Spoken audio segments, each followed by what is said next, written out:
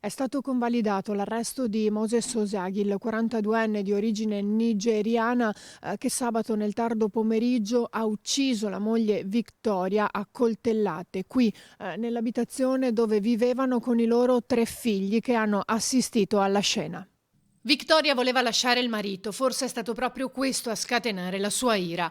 Agli operatori dei servizi sociali che la seguivano aveva detto che se ne sarebbe andata non appena avessero trovato un'altra sistemazione per lei, ma sembra non avesse accennato a botte o violenze. Litigavano, ma come può accadere tra molte coppie e molte famiglie, come raccontano anche alcuni vicini, descrivendo il 42enne una persona pacifica. Una famiglia normalissima e lui soprattutto era una persona meravigliosa, cioè disponibile, simpatico, era anche educato.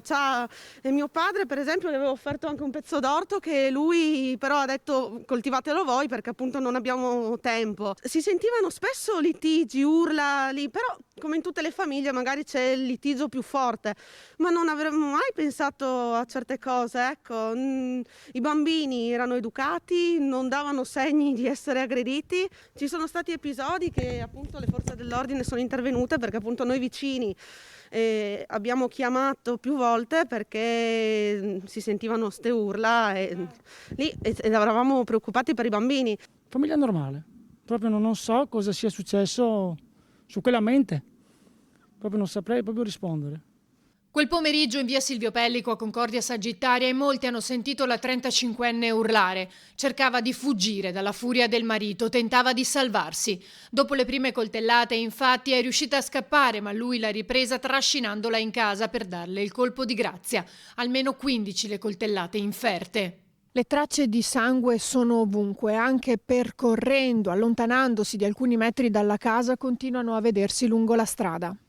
Colpi al viso, al collo, all'addome, alla schiena, alle gambe. Uno scenario sconvolgente, quello che si sono trovati di fronte i carabinieri e i sanitari del 118 intervenuti sul posto. I coltelli da cucina utilizzati sono stati sequestrati.